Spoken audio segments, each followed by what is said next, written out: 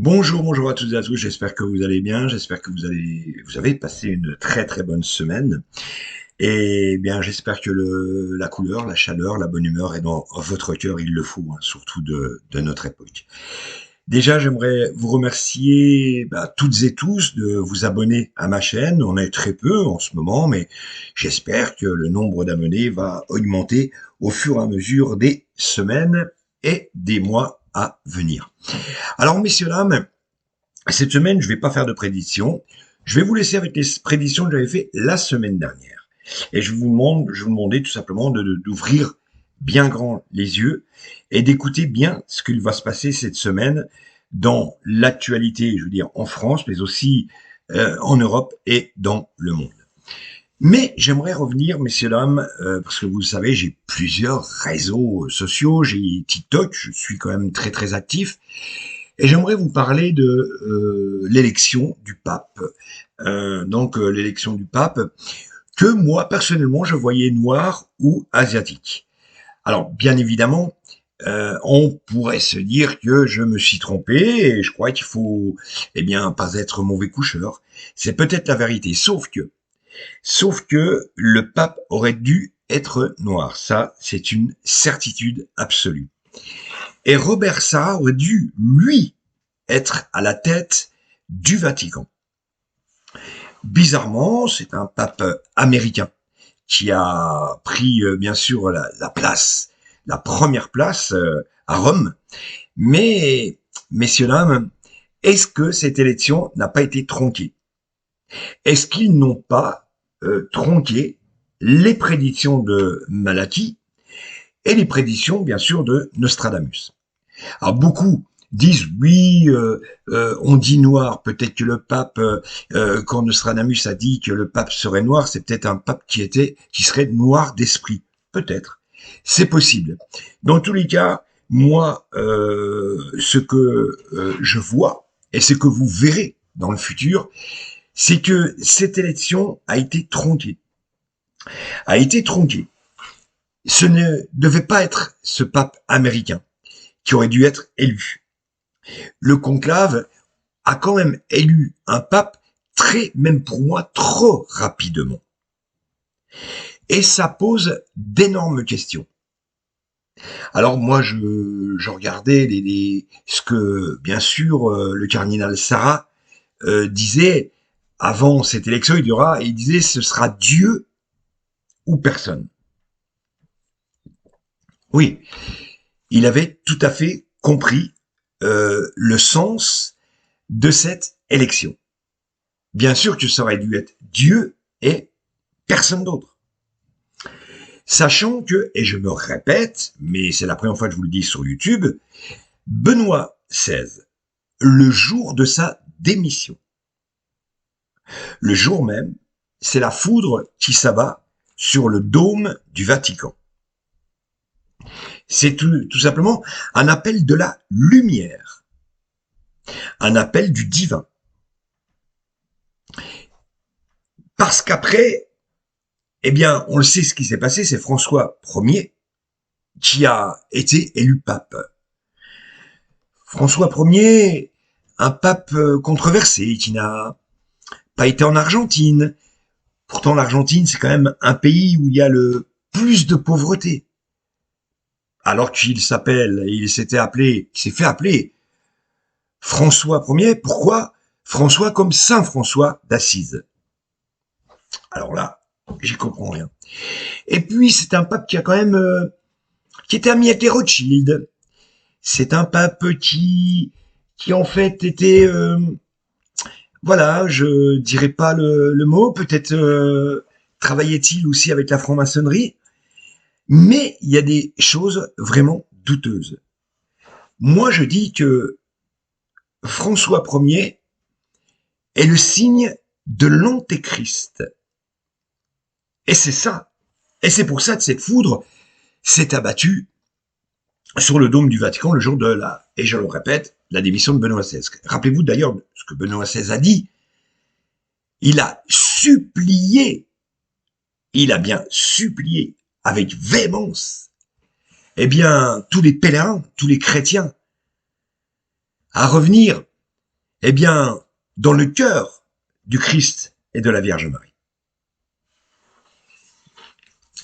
Je le dis, et j'ai fait plusieurs vidéos sur le pape François. Et aujourd'hui, il se passe, oui, effectivement, de drôles de choses au Vatican. Et je reste persuadé que, eh bien oui, comme en politique, eh bien les oppresseurs que nous avons comme politiciens, notre président de la République, nos ministres, et même tous les anciens qui ont gouverné notre pays, ont tellement de choses à se reprocher et se rapprochent tellement de la matrice qu'aujourd'hui il n'y a que la lumière qui pourra, eh bien, les effacer. Que la lumière. Parce que vous êtes tous divins. Vous êtes tous la source. Le divin. C'est quoi le divin? Le divin. Le divin, c'est tout simplement votre âme. C'est votre âme qui doit commander votre corps, votre esprit, votre cerveau. Mais ça ne doit pas être le cerveau qui doit commander l'âme. Quand vous naissez, messieurs, dames, vous naissez sans péché. Et puis les années passent. Mais la matrice est là. Parce qu'elle veut que vous sachiez ce elle veut que vous sachiez. La matrice vous apprend ce elle veut vous apprendre. C'est ça, la matrice. La matrice, par exemple, c'est un enfant qui naît, on lui fait croire que le Père Noël existe. On lui ment. On lui ment. Et puis, finalement, à l'âge de 6 ans, eh bien, tout en rigolant, certains parents avouent à leurs enfants que le Père Noël est un conte. Que c'est plus la peine de mettre, eh bien, cette botte, ce morceau de sucre près de la cheminée. Imaginez que l'enfant rentre déjà dans un vrai mensonge. Et c'est un traumatisme, excusez-moi, pour lui. Et puis la vie passe et la matrice, eh bien, s'occupe tout simplement de son âme. Mais je reste persuadé, messieurs, dames, parce que vous êtes tous divins. Et je reste persuadé, vraiment, que seule la lumière nous sauvera. Il n'y a que la lumière, messieurs, dames, qui pourra, je veux dire, contribuer à notre victoire. Vous savez, je regarde souvent sur les réseaux sociaux, je ne dirai pas les noms, et je les respecte complètement parce ce sont certainement de braves garçons, de braves filles qui veulent aujourd'hui nous montrer la direction, leur direction à eux de la lumière, leur façon, à eux de voir la lumière. Mais ça m'embête parce que on n'y fera jamais rien. Tandis que cette flamme que je vous demande d'allumer tous les soirs dans vos foyers, cette flamme qui doit resplendir chez vous, eh bien c'est elle qui va combattre la matrice. Parce que la matrice, ce sont les gens qui nous gouvernent. Ce sont beaucoup de hauts fonctionnaires qui rejoignent des sectes, qui rejoignent des choses peu catholiques. Comme un jour où une personne m'avait avoué que pour rentrer en maçonnerie, eh bien, il y a plusieurs paliers. Et sur le dernier palier, on lui demandait de cracher sur la Bible. Voilà ce que c'est aujourd'hui par qui nous sommes malheureusement gouvernés. Alors, messieurs, dames, aujourd'hui, c'est pas un cri du cœur, c'est un cri de l'âme. Je vous demande, à toutes et à tous, de faire un état des lieux de votre âme, de faire briller cette bougie, cette lumière, et de regarder qui vous êtes. Je vous demande de repenser à votre naissance. Ah, je ne m'en rappelle plus de ma naissance. Mais qu'est-ce qu'il me raconte? Je ne peux pas me rappeler quand j'étais bébé. Si, messieurs, dames. Justement. Parce que si vous en rappelez, vous allez tout de suite savoir que vous êtes la source.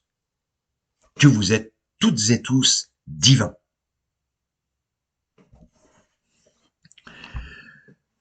Messieurs, dames, vous savez que j'aime, effectivement, j'ai deux combats dans ma vie. J'ai le combat contre cette malbouffe qui nous tue, matin, midi et soir. On le voit avec tous les produits qui sont rappelés dans la grande et moyenne distribution. D'ailleurs, je vous l'avais montré, je vous l'avais écrit dans mes deux livres. Le premier, Viande et si vous saviez boucher de la grande distribution, on parlait, et le deuxième, La viande de la vie. Mais j'ai une deuxième passion. Et comme je vous dis, il y a 2 semaines, le monde a commencé à changer. Croyez en ces paroles du divin. Croyez en lui, croyez en cette lumière. Vraiment. Je vous le dis du fond de mon âme.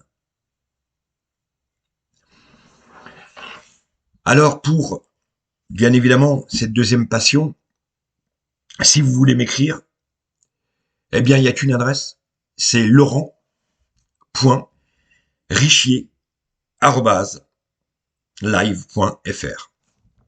Vous pouvez même m'écrire, il n'y a pas de problème, en message privé sur ma chaîne YouTube. Vous pouvez me retrouver aussi sur TikTok, Laurent Richier. Vous pouvez me retrouver aussi sur Facebook, Laurent Dimitri Richier, ou tout simplement Laurent Richier. Messieurs, dames, je vous souhaite une très très belle semaine. Et je peux vous dire, je suis loin d'être un garçon de mauvais augure, parce que je suis sûr de ce renouveau. Je suis sûr de cette lumière et je suis sûr de vous. Je suis sûr de ce que vous êtes. Parce qu'un jour, il n'y aura plus d'oppression. Il n'y aura plus de guerre. Quand l'homme, l'être humain, aura compris qu'il est divin, qu'il est lui-même la source.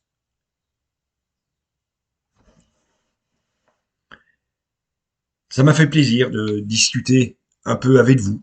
J'ai peut-être été, excusez-moi, un peu brouillon dans mes propos, mais je suis tellement, mais tellement passionné par ce que je fais, et je remercierai jamais assez celui qui un jour m'a convaincu que nous sommes toutes et tous divins. Merci, je vous souhaite une très très très belle semaine avec le sourire, avec la gaieté, même s'il va certainement se passer des choses encore malheureusement pas très belles, mais il vous suffit de regarder mes 2 dernières vidéos, la première et la deuxième, où j'ai prédit des, eh bien des choses qui malheureusement à terme devraient arriver. Merci à toutes et tous, et puis à très vite.